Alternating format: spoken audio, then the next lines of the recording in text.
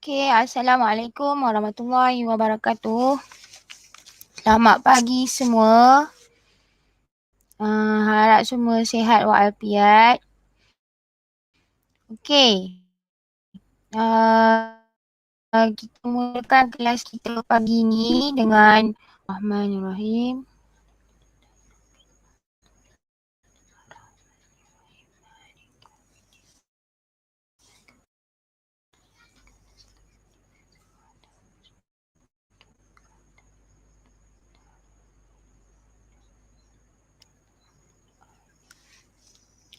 Okay, baca doa belajar masing-masing Bismillahirrahmanirrahim. Allahumma aftah alaina hikmataka wansur alaina min hazaini rahmatika ya arhamar rahimin.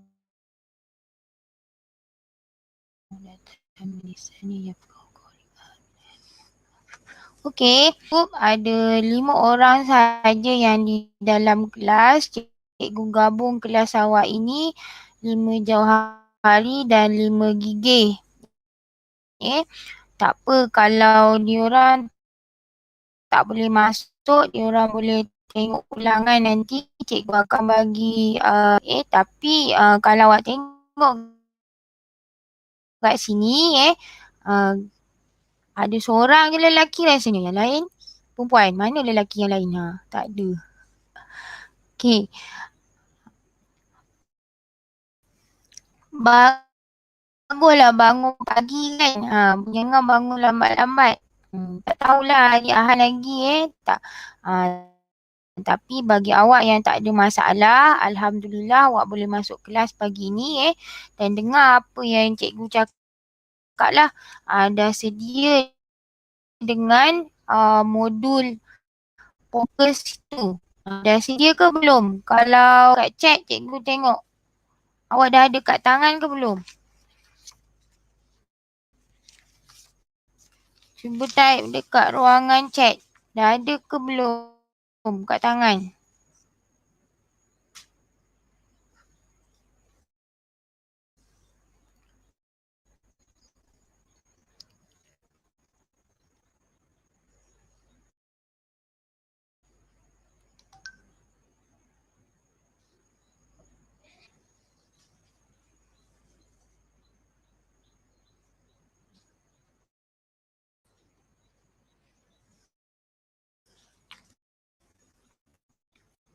Okey, sekarang modul ni. Kita bincang.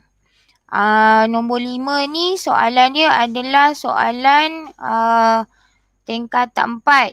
Dia tanya bab berapa tu? Soalan nombor 5 cuba type dekat ruangan chat bab berapa tingkatan 4?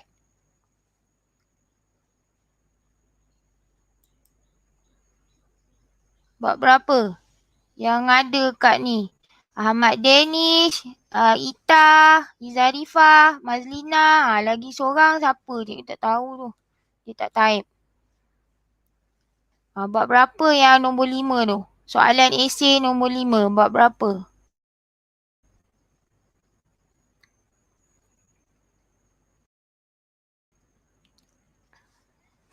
Soalan esei nombor 5 bab berapa?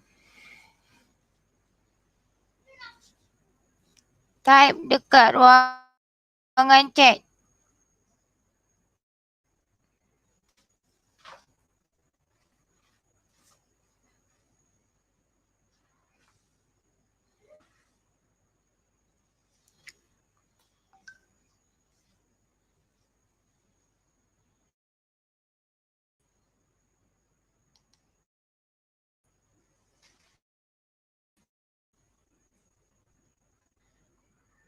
Tak ada yang dengar.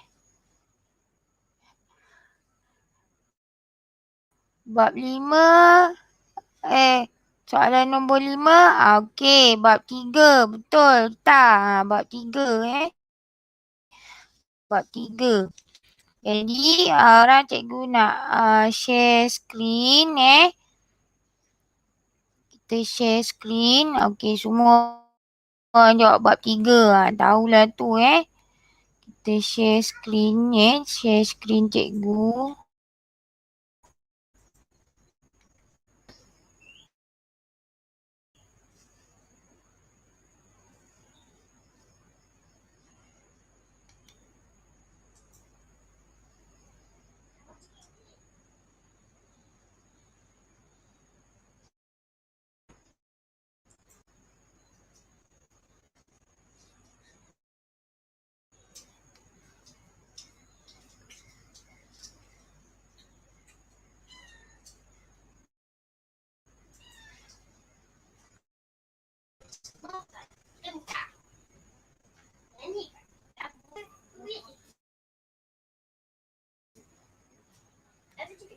Okay, awak boleh tengok buku teks bab 3. Dia tanya pasal kerajaan agraria. Ingat lagi tak pasal kerajaan agraria?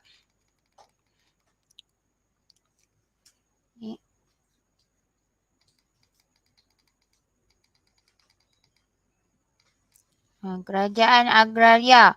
Dia tanya jelaskan kegiatan kerajaan agraria. Kejap ya, cikgu ni. Ni tajuk kerajaan agraria, awak boleh nampak?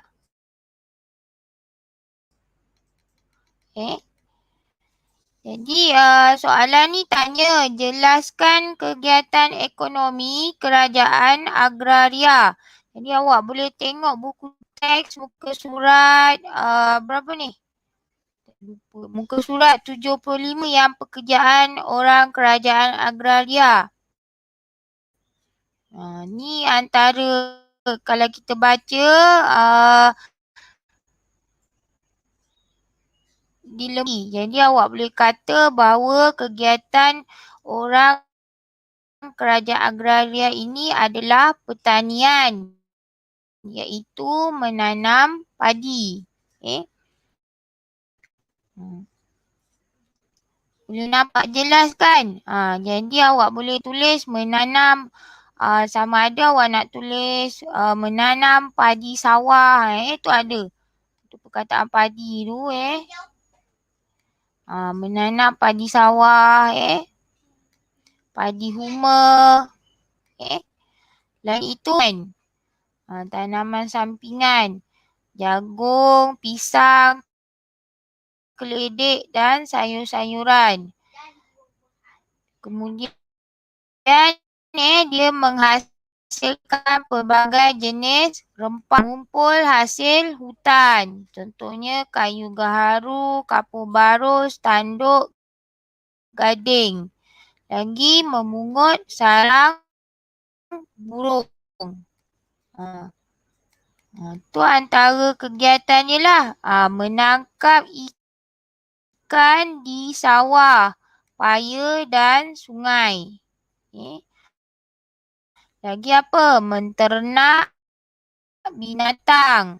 Lembu, kerek daripada buku teks. Soalan fakta. Dia tanya jelaskan. Dia tanya ni je. Jelaskan kegiatan ni.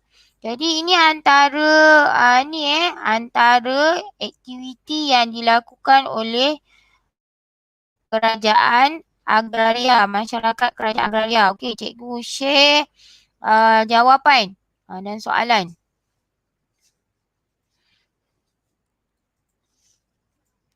Okey, sebab soalan dia tanya jelaskan. Jadi awak kena menjelaskan dengan betul-betul jelaskan apa ekonomi. Boleh nampak tak? Kalau boleh nampak dengan jelas tak? Kalau tak cikgu besarkan lagi. Tolong respon dekat ruangan chat, boleh nampak tak? Boleh nampak dengan jelas tak?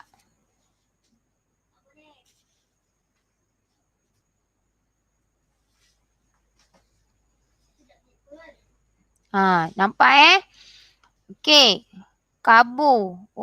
Kabur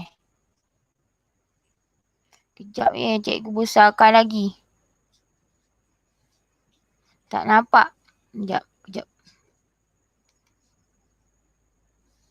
Kejap ya.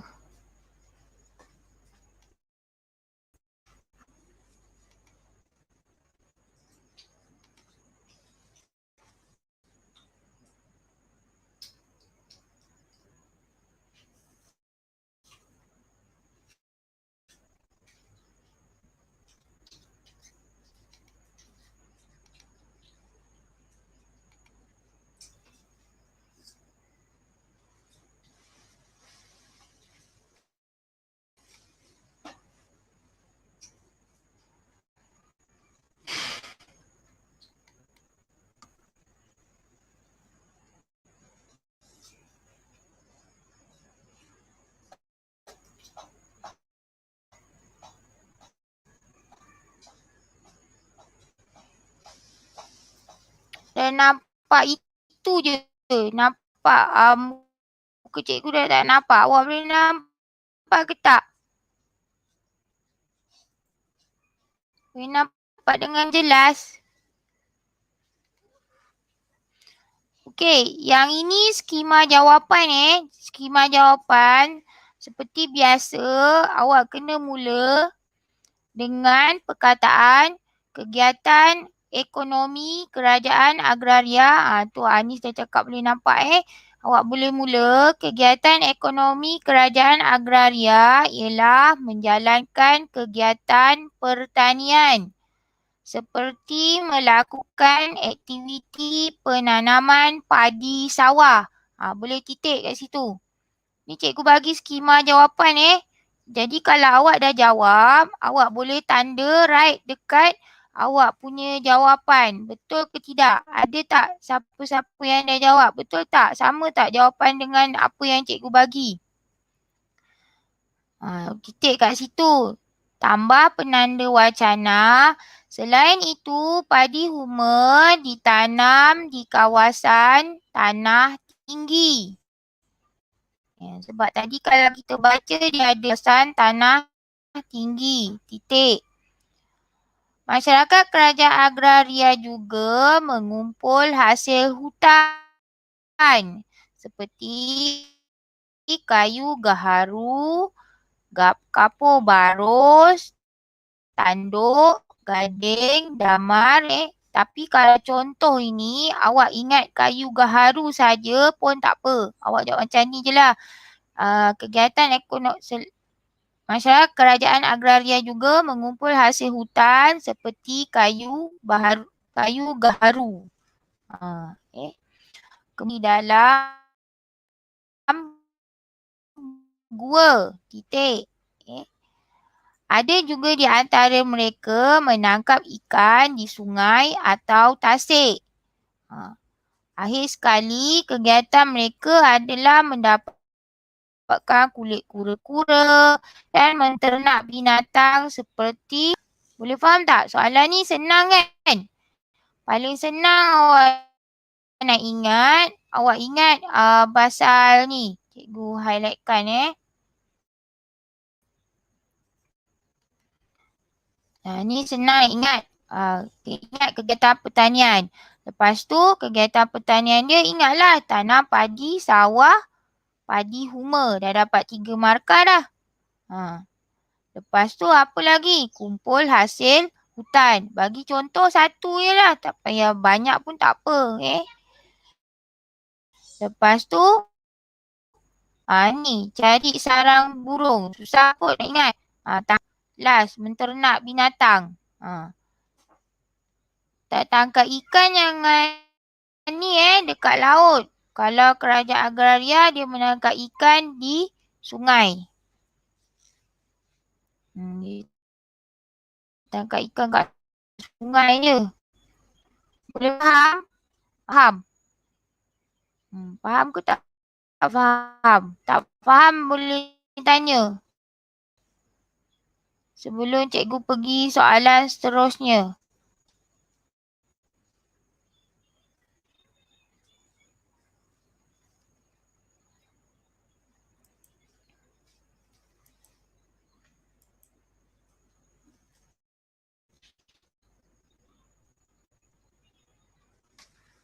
Faham? Senang kan yang ni? Okey, soalan kedua. Soalan kedua tanya, terangkan kepentingan tasik Tun Lesap. Dia tanya pasal tasik Tun Lesap. Jadi ni pasal kerajaan Angkor. Okay, cikgu, awak boleh tengok buku teks dulu Kita tengok buku teks sekejap ya. Sekejap ya, cikgu tengok buku teks.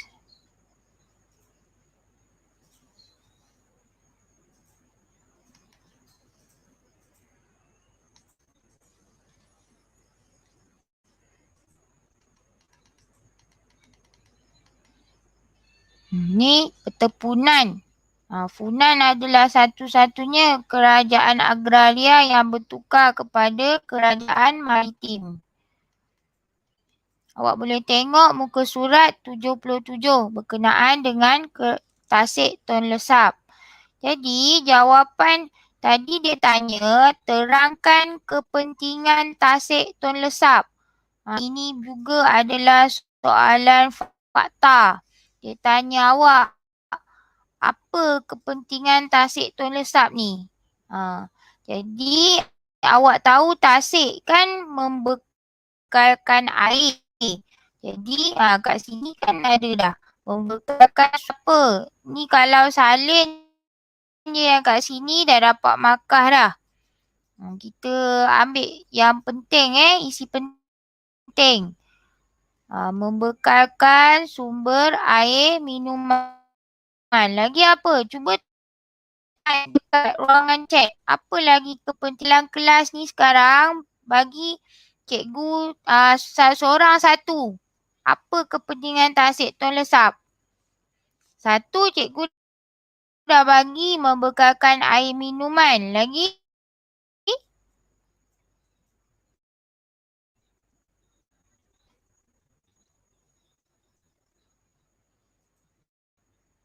Apa lagi kepentingan Tasik Tun Lesap?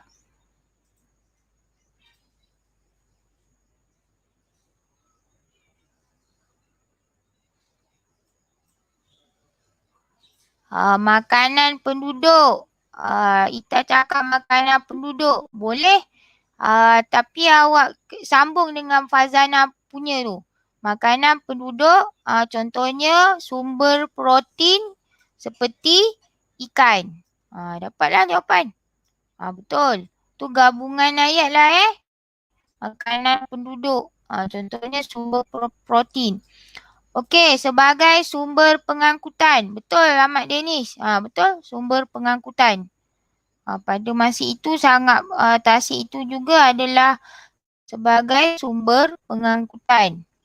Walaupun dekat dalam ni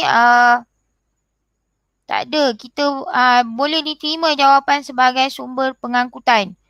Dia jalan jalan pengangkutan. Lagi? Ada siapa nak jawab lagi?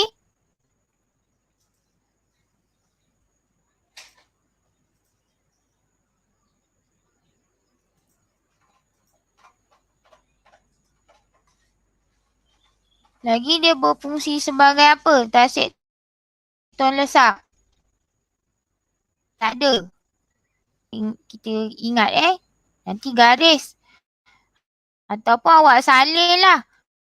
Kalau tak sempat salin sekarang, awak boleh tengok ulang-ulang sebenarnya. Nanti cikgu dia dah siap rekod. Kita cakap dapat menampung keperluan penanaman. Keperluan penanaman padi. Boleh?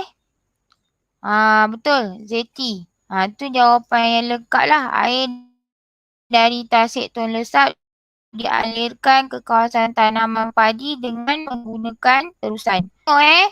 Soalan ni soalan direct. Dia tanya awak terangkan. Maksudnya awak memang kena ada tahu fakta, hafal lah. Apa tu pun awak boleh faham kat Tasik ni ada apa Tasik Tun Lesap sana tu besar dia sangat besar. Dia bukan macam Tasik laut gitu Maksudnya dekat Tasik tu orang boleh beli ikan ada kawan cikgu dia buat link sebab dia pernah pergi Tasik Tun Lesap ni. Nanti lepas kelas cikgu nanti line tak berapa memberi izin lah. Nanti cikgu bagi link, awak boleh tengok kawan cikgu tu dia buat video dekat depan Tasik Tun Lesap. Dia memang pernah pergi Tasik Tun Lesap tu. Dia macam besar macam laut itu awak boleh menyeberangi Tasik tu. Jadi Contoh jawapannya membekalkan sumber air. Tasik kan, dalam tasik ada air. Sumber air. Dah pandai kan? Jadi awak mulakan kepala ayat. Kepentingan tasik tun lesap ialah membekalkan sumber air. Kalau awak tak ingat minuman pun tak apa. Dia membekalkan sumber air ni sebagaimana yang awak tahu banyak keperluannya selain minum untuk keperluan harian. Basuh baju ke awak nak cakap pun boleh, tak kisah. Jadi kata kuncinya adalah sumber air. Jadi kepentingan tasik tun lesap yang pertama sumber air. Lepas tu dia menampung lebihan air dari Sungai Mekong pada musim banjir. Maksudnya bila dekat Angkor ni banjir, jadi ada lebihan air dari Sungai Mekong, dia akan mengalir ke Tasik Tun Lesap. Jadi jawapannya menampung, isi kata kuncinya menampung lebihan air. Pada musim kemarau, kawasan sekitar tasik menjadi subur. Awak boleh cakaplah musim kemarau sekitar tasik jadi subur sebab ada mendapan lumpur. Jadi kawasan di sekeliling tu sangat sesuai untuk pertanian lah. Apa lagi kepentingannya? Sumber protein. Ni macam mana yang awak jawab tadi? Siapa jawab tadi tu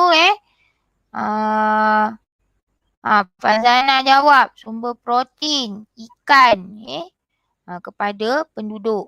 Jadi ada dah jawab ni mengalirkan air. Ni mengalirkan air ke kawasan padi.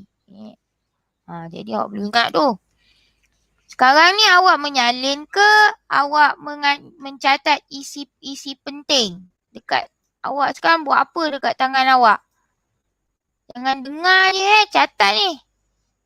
Bagi respon dekat chat, cikgu nak tengok awak buat apa sekarang. Salin ke tak salin ni?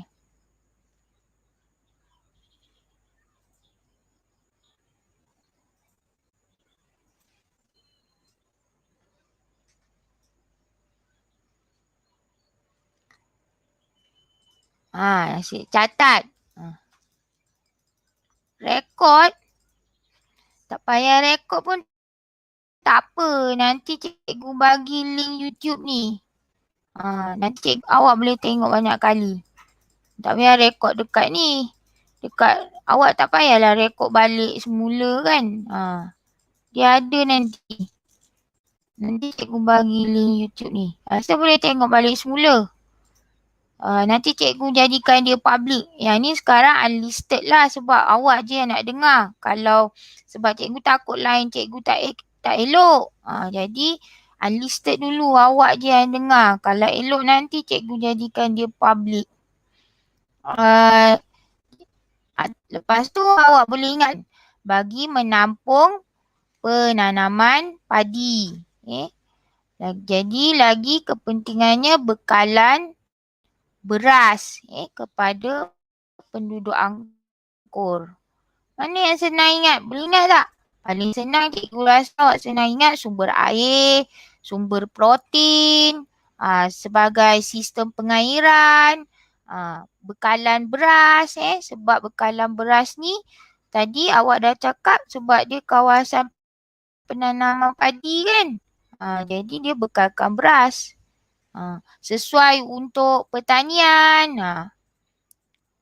Yang perkataan sumber ada dua. Sumber air, sumber protein. Bekalan beras. Ni yang pasal makanan ni. Sumber air, sumber protein, bekalan beras. Sumber air, sumber protein, bekalan beras. Okey, boleh Cikgu terus Cikgu terus pergi kepada soalan kebat. Soalan kebat ini adalah soalan yang kita anggap dia senang. Jangan cakap susah. Kalau susah, nanti lagi susah kan. Kita kata dia senang. Kita cakap soalan ini senang. Awak pun doa soalan kebat senang awak punya masa awak peksa nanti.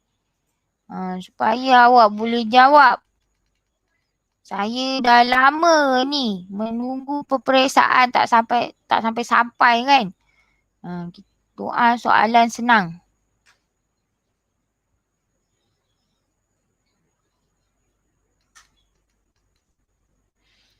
Okey, soalan kebatnya, sektor pertanian merupakan bidang yang dapat menyediakan peluang, ejaan salah, cikgu salah type ni. Menyediakan peluang kerjaya kepada generasi muda hari ini. Beri hujah anda. Sektor pertanian merupakan bidang yang dapat menyediakan peluang kerjaya. Dia kata sektor pertanian ni dapat menyediakan peluang kerjaya kepada generasi muda. Betul ke? Beri hujah anda. Awak dia tak tanya betul ke tak betul. Dia suruh awak beri hujah. Cuba bagi sikit hint jawapan awak dalam ruangan chat. Cikgu tengok. Betul ke tak? Apa idea awak? Dia kata sektor pertanian ni memberi peluang.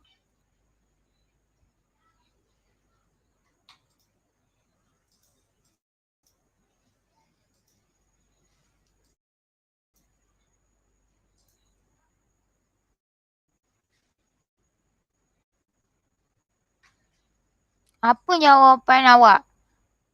Soalan kebat ni. Dia kata sektor pertanian memberi peluang kerjaya. Kalau awak rasa betul kan sektor pertanian akan memberi peluang kerjaya kepada generasi muda. Tetapi ramai di antara generasi muda kurang berminat. Kebanyakannya kurang berminat. Adalah yang minat kan. Tapi apa hujah awak nak menyokong penyataan ini? Awak kena sokong penyataan ni. Sektor pertanian merupakan, sekarang soalan ni dia suruh awak beri hujah. Dia bagi satu penyataan supaya awak menyokong. Menyokong penyataan tersebut. Cuba bagi idea awak. Bagi yang ringkas-ringkas je dekat ni. Dekat chat. Cikgu bagi ni. Apa idea awak?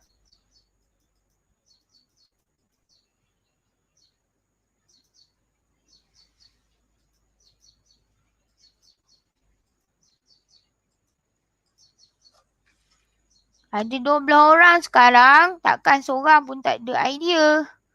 Ada 12 ke 11 ni. Ada 11 orang ni. Apa dia?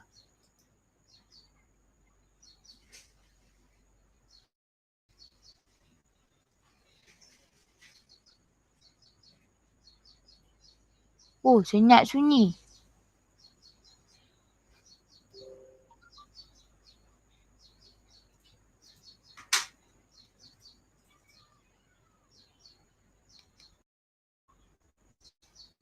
Bagi idea, seorang tu bidang yang dapat menyediakan peluang kerjaya kepada generasi muda hari ni.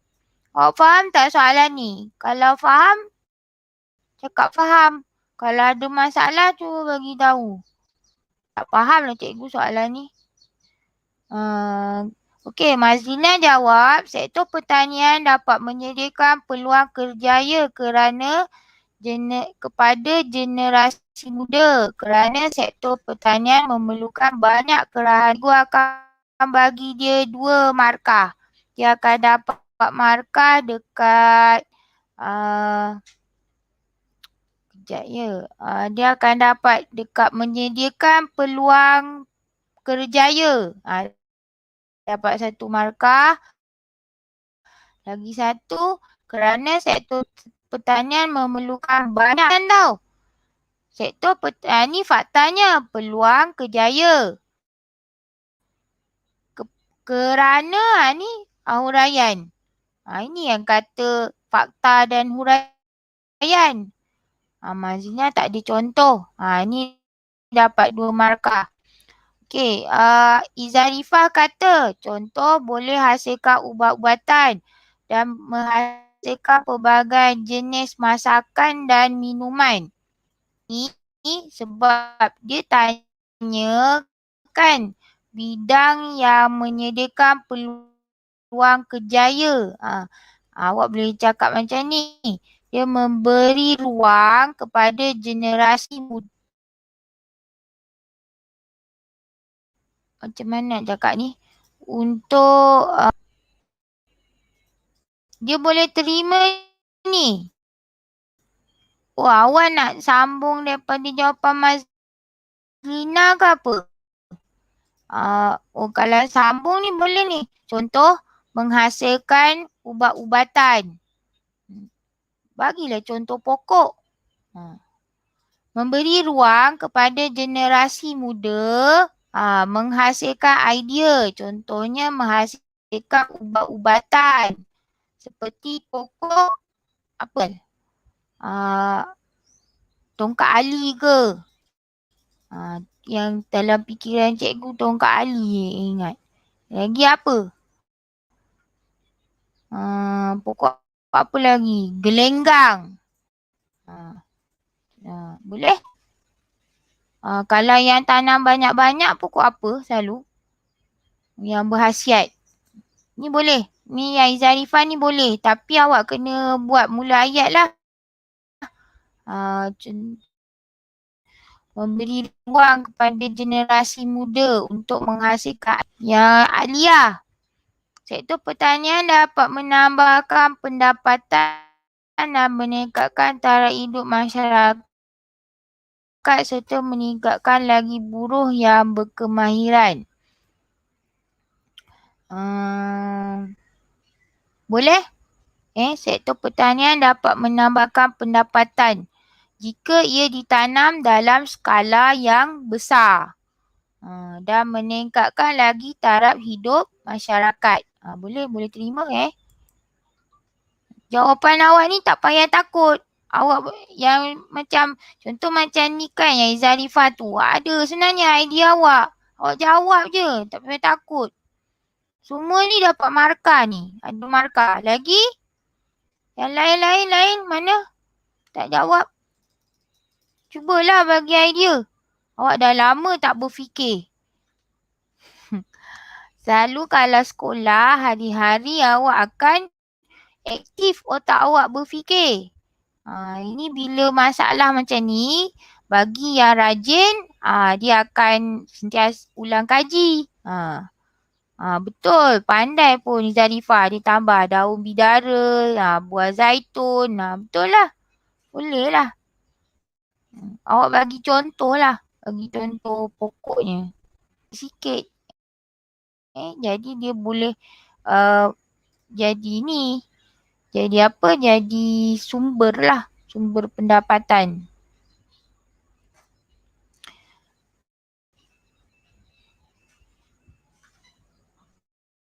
Ada 3 orang je yang menyumbang idea. Yang lain tak nak ni. Okey, ni contoh skema. Kita tengok contoh skema. Contoh skema. Ni mana-mana munasabah. Betul? NGEXZ ni siapa? NGEX ni. Sektor pertanian dapat meningkatkan ekonomi negara. Boleh? Tak masalah. Betul. Betul. Hebat ni jawab je. Mula-mula awak faham lah tadi kan soalan tanya. Sektor pertanian merupakan bidang yang menyediakan peluang pekerjaan kepada generasi muda. Awak kena menyokong lah. Okey. Ni skema dia. Bidang ini dapat Alia tanya live ni boleh tengok balik tak nanti. Kalau unlisted, kalau awak buka link yang link YouTube cikgu bagi tadi, rasa boleh tengok balik semula. Cuba nanti lepas live awak buka balik semula. Boleh ke tak boleh? Tapi nanti cikgu ingat nak buka dia jadi public. Biar orang boleh tengok lah. Yang lain pun boleh tengok. Ini contoh jawapan bidang ini dapat menyediakan pendapatan yang lumayan apabila menjalankan pertanian berskala besar. Contoh lagi, bidang ini juga mendapat bantuan subsidi daripada kerajaan. Ia akan menambahkan modal kepada petani moden. Maksudnya kalau selalunya kan kalau generasi muda dia tak ada modal. Jadi dia boleh dapatkan bantuan subsidi daripada kerajaan. Lepas tu hasil pertanian yang dia tanam boleh melalui agensi kerajaan. Contohnya PAMA. Ni dia huraian ni. Kemudian apa lagi kita nak beri hujah? Ia juga sektor pertanian ni dapat mengurangkan kebergantungan import asing. Ni jawapan skema. Jawapan awak pun betul. Ni jawapan skema je Dia beri ni. Maksudnya betul lah sektor pertanian ini boleh memberi peluang kerjaya kepada generasi muda. Dan kepada ni. Contohnya membuka ruang kepada generasi muda untuk membuat penanaman secara apa tu. Kalau yang moden tu apa orang kata tanam apa tu? Lupalah cikgu. Cuba bagi tahu sikit. Orang moden sekarang dia tanam guna apa? Penanaman tanpa gunakan banyak tanah tu. Macam yang budak harmoni buat tu. Dia tak banyak tanah. Dia gunakan ni je. Abuk-abuk dengan air baja je. Guna macam tu Orang sekarang kalau nak bertani tak ada tanah pun tak apa. Tapi perlu ada modal. Okey. Cikgu tinggal soalan 5. Ada masalah tak? Tak ada masalah, kita terus. 955.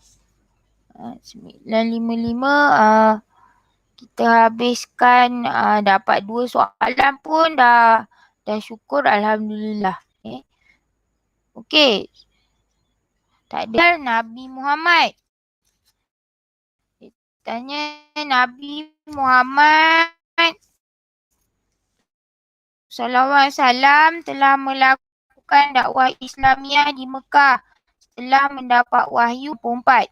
Dia tanya dengan awak, jelaskan cara penyebaran dakwah Islamiah tersebut. Dia tanya soalan ni tanya jelaskan cara tau.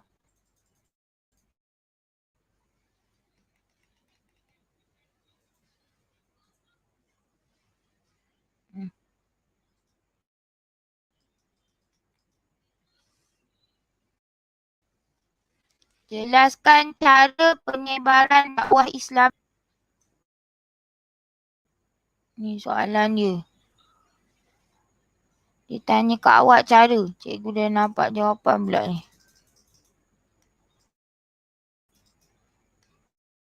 Soalan tanya direct ni, cara. Jadi yang sebagaimana awak tahu, jelaskan cara penyebaran Islam ayat Al-Quran Al-Hijr. Kita tengok kejap buku teks Sekejap tengok buku teks. Buku teks ini bab berapa ni? Dakwah Islamiah ni bab. Cuba bagi tahu sikit bab berapa? Bab berapa ni?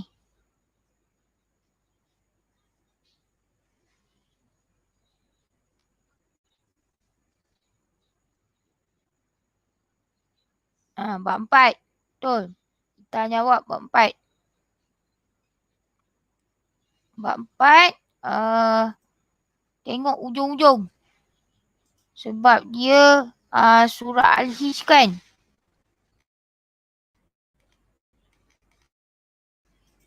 Ni pasal kepribadian. Ni bukan.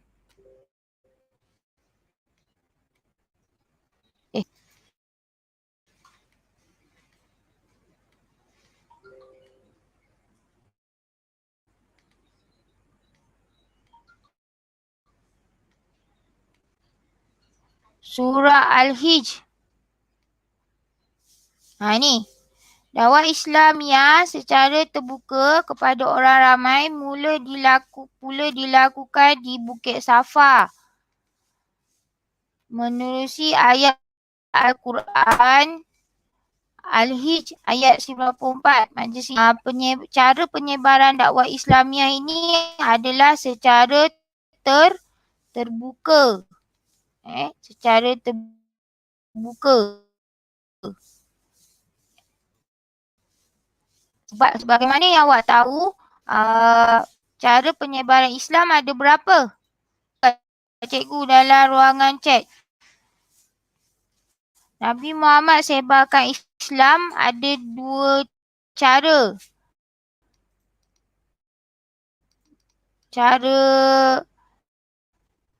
Ni. Ada 2 cara. Cara apa? Nabi Muhammad sebarkan Islam ada 2 cara. Cara apa? Tulis cara apa? Betul Ita. Rahsia dan terbuka. Jadi surah Al-Hijr ini adalah secara terbuka. Mula-mula kalau awak tengok dia secara rahsia hanya menyebarkan Islam.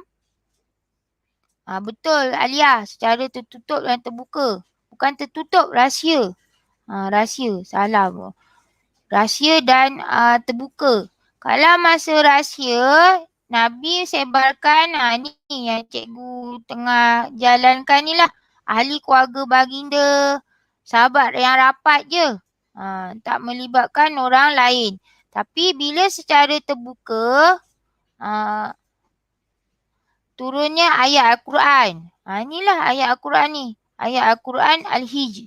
Dakwah Islamiah secara terbuka kepada keluarga Abdul Muttalib iaitu kaum kerabat baginda dilakukan setelah turunnya ayat Al-Quran yang meminta baginda menyebarkan Islam kepada kaum kerabat baginda. Jadi kat sini Allah turunkan wahyu surah Al-Hijr. Jadi kita tengok secara rahsia dan terbuka, secara sembunyi-sembunyi dalam buku teks rahsia. Ikut dalam buku teks lah, rahsia. Rahsia dan terbuka. Izanifah, rahsia dan terbuka. Okey, untuk jawapan cikgu. Awak tengok, awak semak.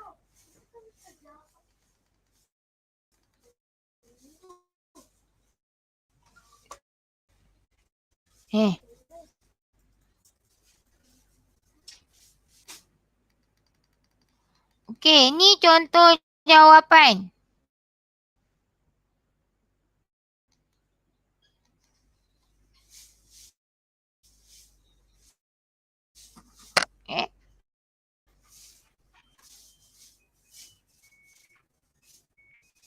Nampak tak? Nampak tak? Nampak.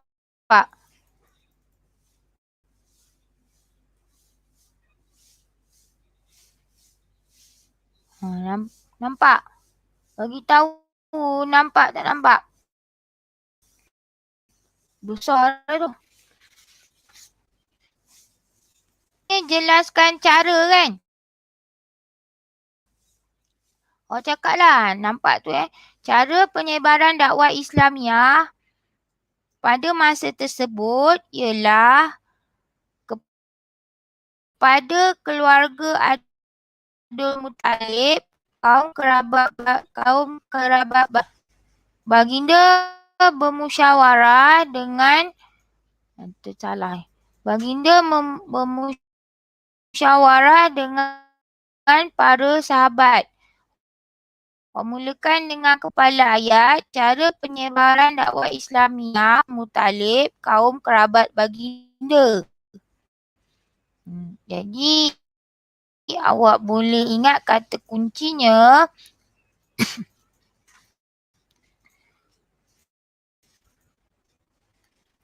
keluarga Abdul Muttalib.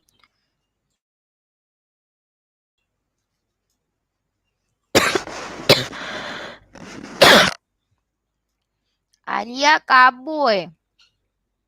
Kalau kabur, pergi dekat bahagian YouTube tu, nampak tak gambar skru? Gambar skru tu pergi dekat kualiti kualiti video. Naikkan sikit resolusi dia. Kalau guna 240 ke, memang kabur sikit.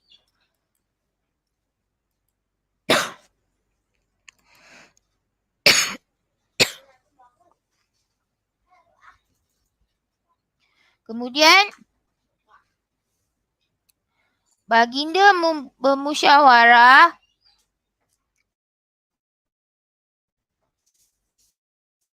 dengan para sahabat.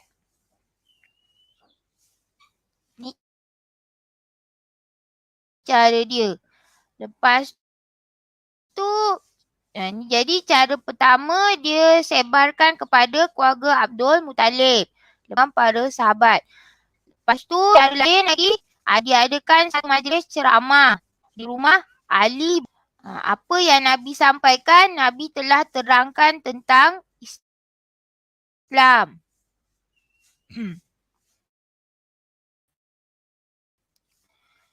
Ada ahli keluarga baginda yang menerima dan ada juga yang menolak. Orang yang paling kuat menentang Abu Lahab.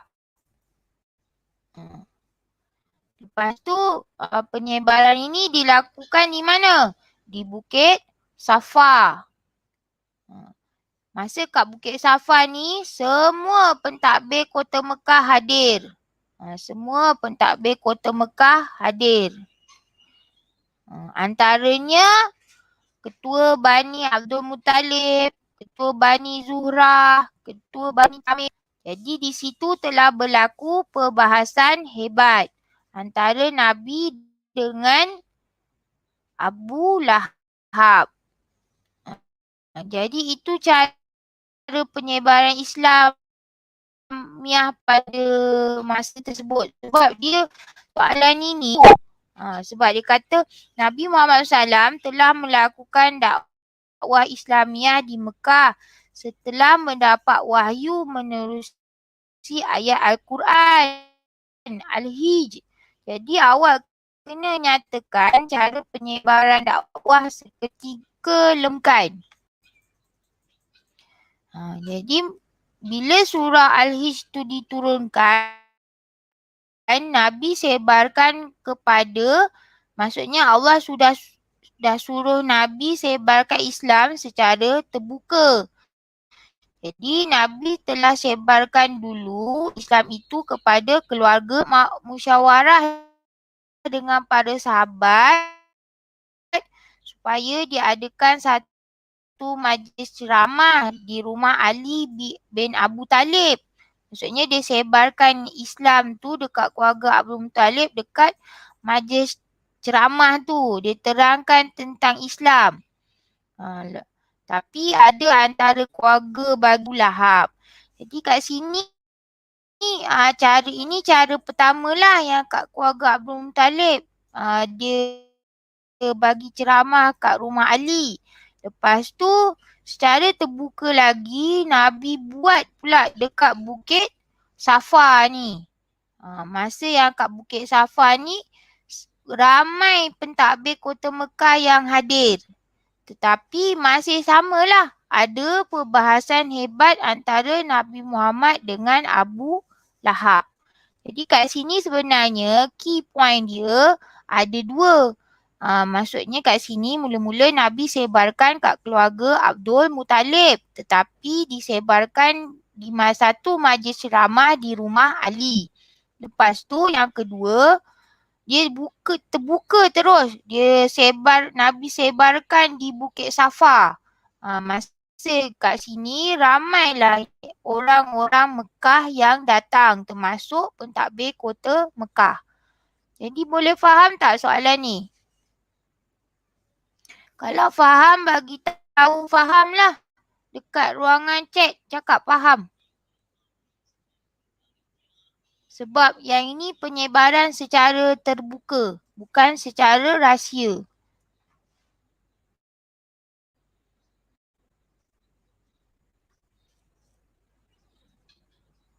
Faham tak?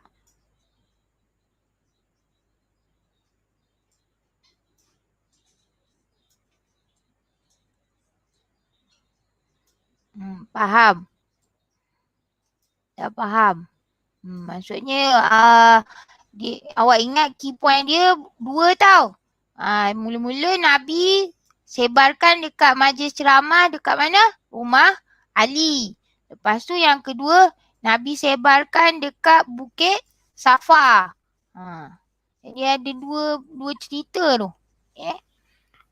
Okey, itu cara penyebaran dakwah Islamiah secara terbuka pada masa tu. Jadi dia punya perangkap dekat Wahyu Al-Hijr tu. Kalau awak tak tahu surah Al-Hijr tu, Allah suruh Nabi sebar jawab yang secara rahsia.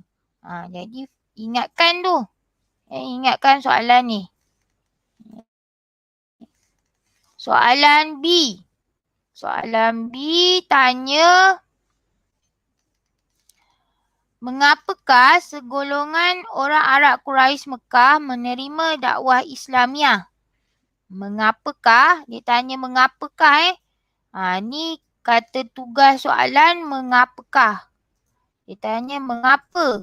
Kenapa ada orang Arab Quraisy Mekah ni yang menerima dakwah Islamiah? Agaknya kenapa? Awak boleh nampak dah jawapan tarik kepada ajaran Islam. Cuba bagi idea awak kenapa orang Arab Quraisy ni menerima dakwah Islamiah Nabi ni. Ada di antara mereka yang menerima dakwah Islamiah Nabi. Terutamanya golongan apa? Siapa tahu golongan apa yang menerima dakwah Islamiah Nabi ni? Cuba type dekat ruangan chat tu. Golongan mana yang mula-mula lah, yang ramai yang menerima dakwah Islamiah Nabi ni? Golongan apa?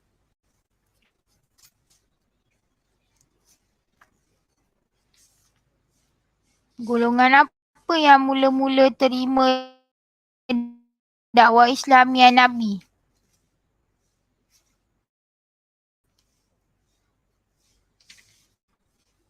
Betul. Golongan bawahan, golongan hamba. Mereka menerima Islam ini dengan mudah. Siapa tahu? Soalan lagi. Kenapa dia menerima Islam dengan mudah? Betul tu semua jawab tu. Intan jawab bawahan, Mazna jawab hamba, Ali hamba, Hakim jawab hamba. Kenapa agaknya diorang ni menerima Islam dengan mudah?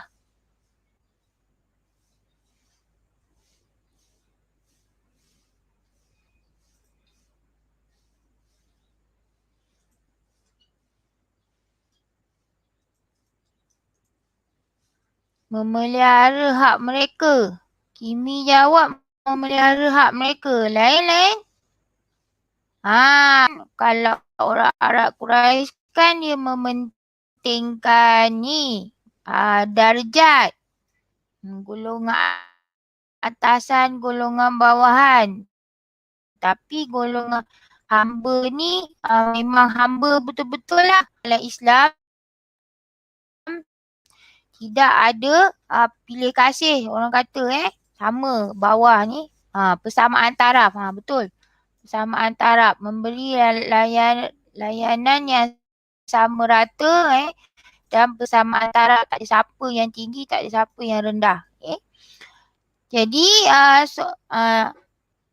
hidup lebih aman. Betul lah. Kalau persamaan taraf hidup lebih aman.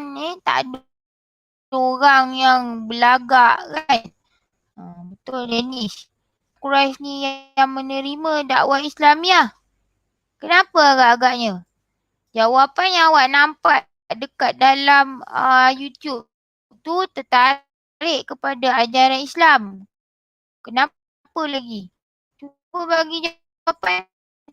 Quraisy ni menerima dakwah Islamiah. Kenapa dia terima Islam? Sebab ramainya kalau yang pembesar-pembesar ni tak menerima Islam. Izharifah kata sebab Islam tidak mementingkan darjat. Betul? Satu. Dah dapat 2 markah sebab satu cikgu dah bagi tu tertarik kepada ajaran Islam. Golongan orang Quraisy Mekah menerima dakwah Islamiah kerana kalau ditanya mengapa, awak kena jawab kerana lah. Kerana tertarik kepada ajaran Islam. Selain itu, Islam tidak mementingkan darjat dan kemurnian ajarannya. Dah 3 markah dah. Tingkah laku Rasulullah yang mulia. Betul? Kerana Rasulullah mempunyai sifat yang mulia. Ia menarik minat untuk orang memeluk agama Islam. Betul? Hakim jawab.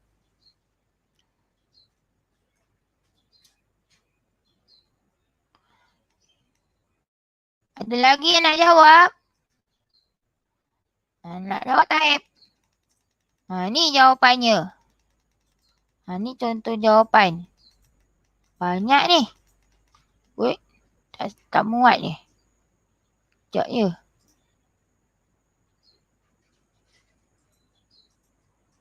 Cikgu kecilkan sikit.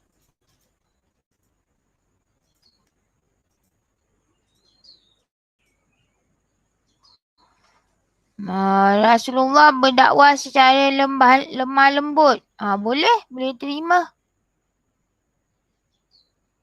Ni jawapan dia. Nampak tak? Cikgu. Tengok ya. Ada tak jawapan awak tadi? Markahnya 8 markah ni. Banyak 8 markah.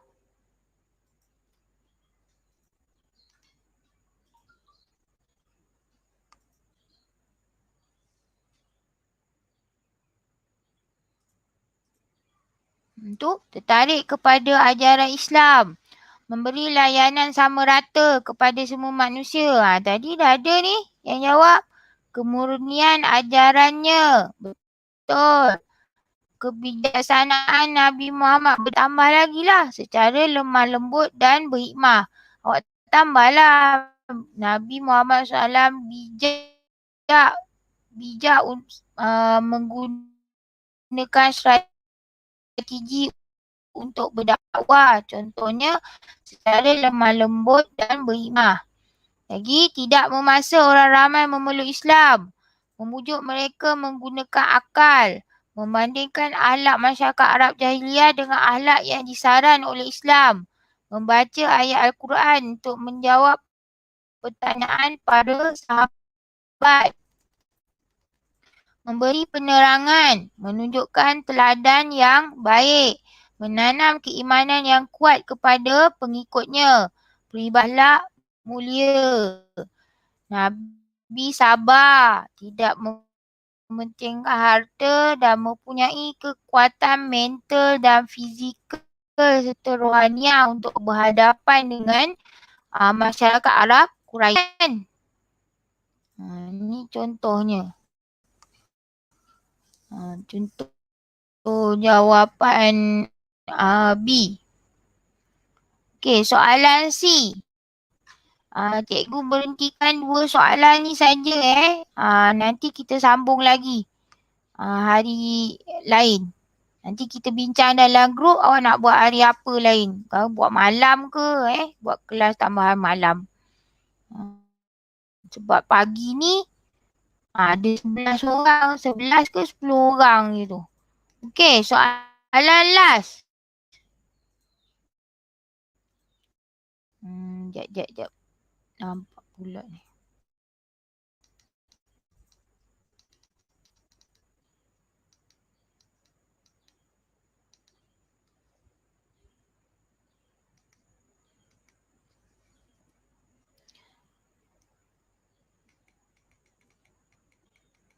Soalan last, dia tanya, kepribadian Nabi Muhammad SAW perlu dicontohi oleh para pendakwah dalam menyebarkan agama Islam. Beri hujah anda.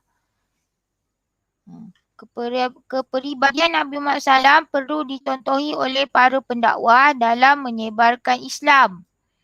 Beri hujah anda. Soalan kebat. Faham tak soalan ni? Ini soalan ni sama dengan soalan 5C tadi. Awak kena memberi sokongan kepada hujah di atas ini pada pernyataan di atas. Dia bagi awak satu pernyataan. Pernyataan ini adalah pernyataan yang betul lah. Sama ada yang betul. Jadi awak kena menyokonglah pernyataan ni. Kepribadian Nabi Muhammad perlu dicontohi oleh para pendakwah dalam menyebarkan Islam. Jadi awak kena memberi hujah apa yang perlu, contohnya awak kena nyatakanlah. Contohnya kepribadian Nabi Muhammad tu macam mana yang boleh dicontohi oleh para pendakwah. Apa yang Nabi buat masa Nabi sebarkan Islam. Itu hujahnya. Cuba awak bagi tahu jawapan awak apa. Cuba type dekat ruangan chat. Jadi cikgu nampak awak tahu ke tak tahu. Awak faham tak soalan ni? Soalan kebat macam ni. Boleh jawab tak?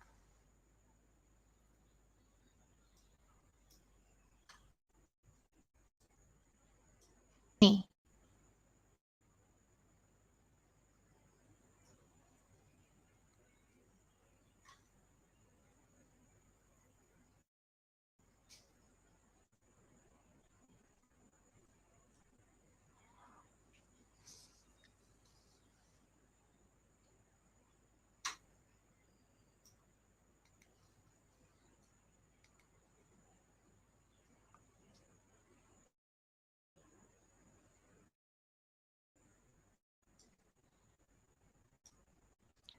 Okey, yang berani dalam menyebarkan agama Islam. Betul. Key point dia cikgu terima perkataan berani tu.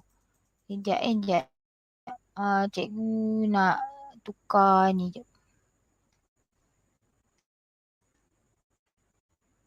Cikgu.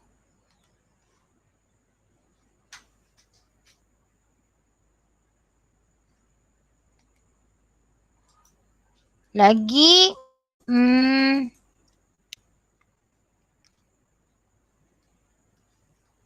Sekejap ya. Cikgu tengah sharing.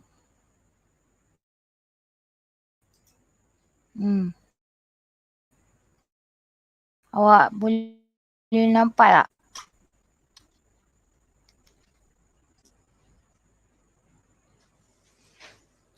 Lagi jawapan awak,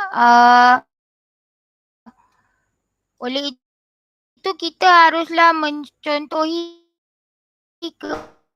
kepribadian Rasulullah dalam penyebaran agama. Markah. Hakim jawab, kepribadian Nabi menyebarkan agama Islam ialah Nabi menyebarkan agama Islam tanpa paksaan. Ni yang atas ini semua adalah kepala ayat. Jadi jawapan awak yang ini diterima. Cikgu salah share. Patutnya cikgu share ni. Hakim punya dapat 1 markah.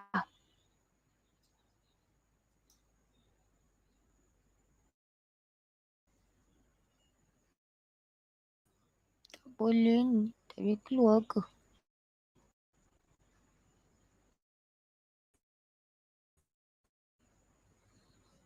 Sekejap. Tu. Lepas tu Izzarifah jawab, Nabi sabar, tak marah-marah. Boleh Tapi mulakan dengan kepala ayat lah. Lagi ni, kesabaran Rasulullah Islam perlu dicontohi oleh pendakwa ni Mazli?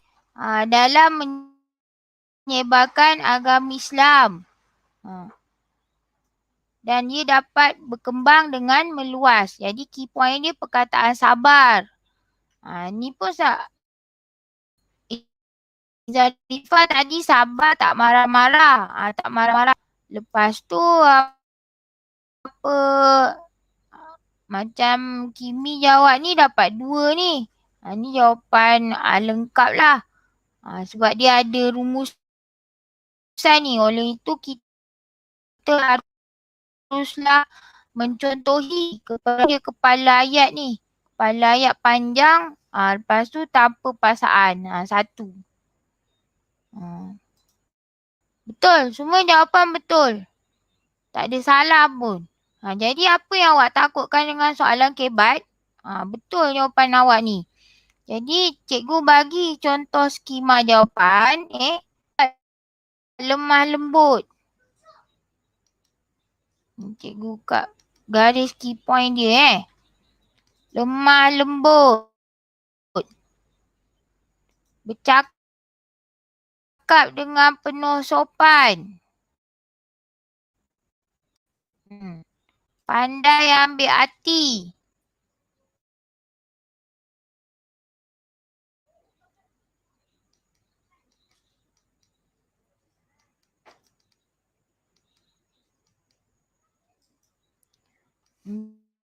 Untuk beri jawapan.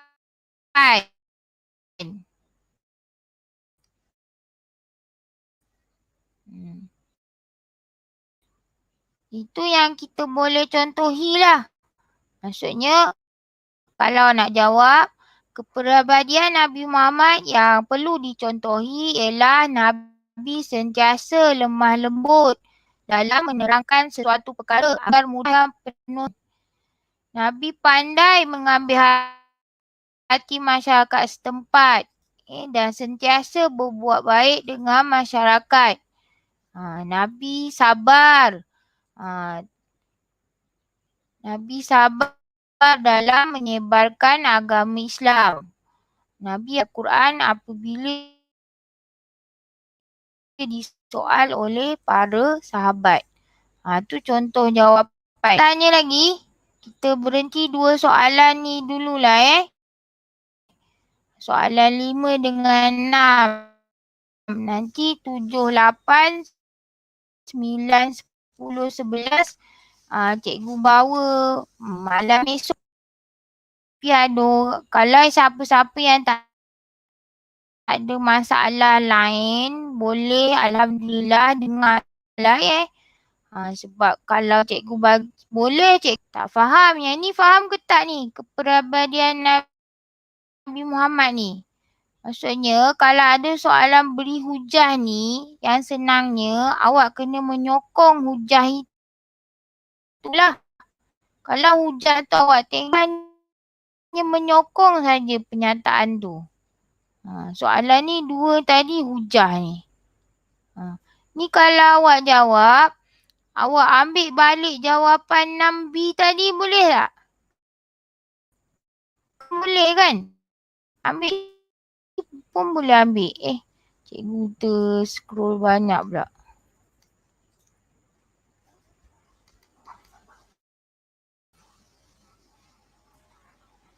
Awak ambil jawapan 6B tadi.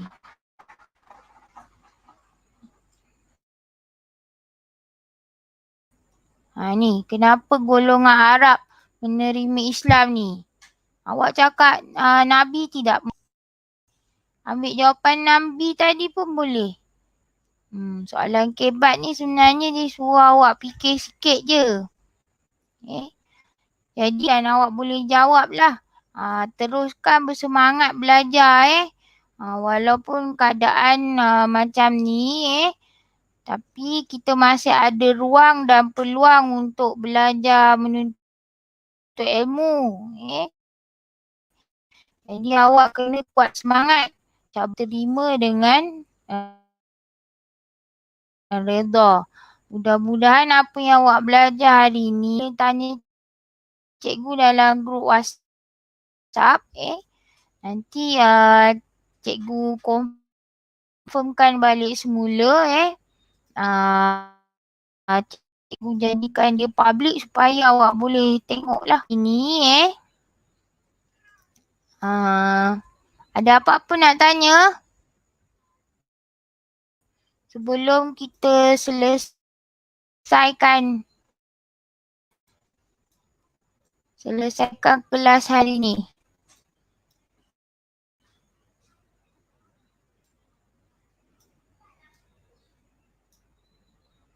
Ada apa-apa nak tanya? Cikgu tunggu. Kalau tak ada, kita habis lah. Dah tinggal 7 orang. Tak adalah rasanya jadi itu saja untuk hari ni Assalamualaikum warahmatullahi wabarakatuh.